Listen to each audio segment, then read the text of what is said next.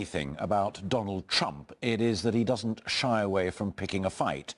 Today he had a go at movie star Arnold Schwarzenegger, his successor on the reality show The Apprentice. Last night he fell out with Australia's Prime Minister Malcolm Turnbull, and tonight, at the end of another volatile 24 hours in the Trump White House, there are reports of targeted sanctions against certain individuals in Iran.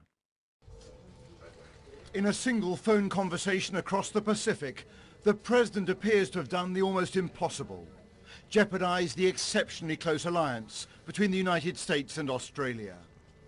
Reportedly, after an angry exchange, Trump abruptly ended the call. Today, both leaders unapologetic. When you hear about the tough phone calls I'm having, don't worry about it. Just don't worry about it. They're tough. We have to be tough. It's time we're going to be a little tough, folks. We're taken advantage of by every nation in the world virtually. As Australians know me very well, I stand up for Australia in every forum, public or private. At the centre of the argument is a deal that was made last year for America to accept and absorb over 1,000 refugees detained by Australia on 2 Pacific islands. The White House today making clear Trump's fury. That the deal that was cut by the last administration is something that he is extremely upset with.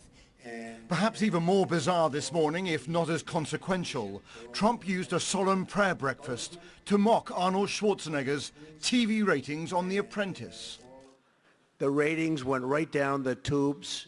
It's been a total disaster, and I want to just pray for Arnold, if we can, for those ratings, okay? Schwarzenegger was quick to taunt him back. Why don't we switch jobs? You take over TV because you're such an expert in ratings, and I take over your job. And then people can finally sleep comfortably again. The toughest job in this town may well fall to this man. Well, my first day's here. I'm on the job. Hi, I'm the new guy. Rex Tillerson today was beginning his first day as Secretary of State, America's top diplomat. His in tray is even fuller tonight, with reports that Washington will impose new sanctions on Tehran, following Iran's recent testing of a ballistic missile. Trump was even asked today if he was ruling out military action. Nothing is off the table. Critics say this is a president who is out of his depth, destabilizing relations with friends like Australia and regional rivals like Iran. But none of these accusations appear to concern Trump. The world is in trouble, but we're going to straighten it out, okay? That's what I do. I fix things. We're going to straighten it out. But tonight, the debate is whether his unpredictable approach may instead be creating dangerous new flashpoints. Robert, another intriguing 24 hours. But in your view, is this all part of a deliberate strategy from Donald Trump? Well, Alistair, look, we're less than 2 weeks into this administration and everybody is struggling to understand the kind of internal dynamics of this White House, particularly with respect to kind of foreign policy decision-making. Are these the actions of a kind of solo maverick president?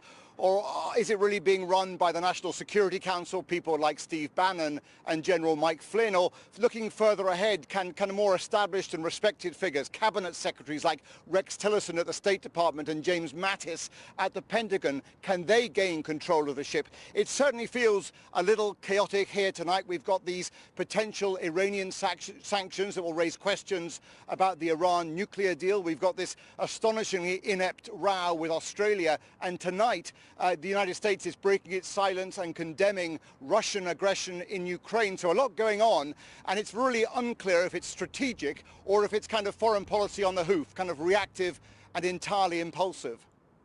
Robert, thank you. Well, while Mr. Trump continues to court controversy, his immigration order of last week's crushing the hopes and the futures of refugees who'd already been cleared to come to America. Those from Somalia who'd gone through long and rigorous security screening have, at the very last minute, been told they can't leave or fly to the United States for a new life after all. Some who'd made it as far as Kenya agreed to talk to our international affairs editor Raghi Omar as long as they could remain anonymous, just in case Mr. Trump's temporary ban does get lifted. A quiet, leafy suburb in Nairobi is now in effect a hiding place and safe house for refugees who only until a few days ago were promised a new beginning in the promised land of America. Donald Trump's executive order, or Muslim ban as many describe it, has ended Fatima's dream of a new beginning. She has 5 children, including a 7-month-old girl. She fled Mogadishu when the war began in '91. Her father was shot in front of her and 2 bullets that killed him hit her in the legs. After an application and vetting process that lasted a staggering 8 years, she had all the paperwork and approvals from the US government and UN she needed. She even had her plane ticket. On Friday, she was told she couldn't go. 2 young men who were with me when they told us collapsed with shock and stress. They just passed out.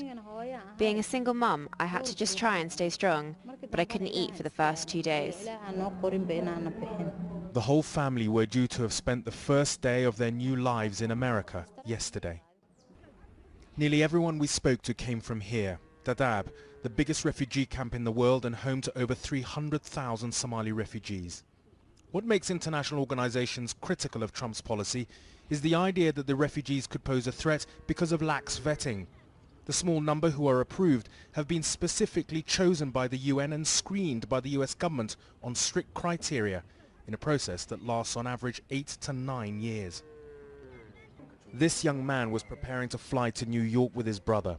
In front of the Star-Spangled Banner donated by the US government, he spoke of how he was looking forward to settling down in the city famous as the entry point for immigrants and refugees to America.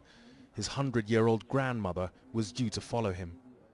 Ali was due to settle in South Dakota with 3 other family members. If Mr. Trump was sitting in front of me now, he said, I'd say, you're the president. Be compassionate. We've waited 8 years and have suffered. We want to remake our lives in America. All those affected are praying that this ban is indeed temporary and not permanent, and that their dream of becoming American doesn't die. Raggy Omar, News at 10, Kenya. Here, the worst of the disruption on Southern Rail that has blighted the lives, careers and in some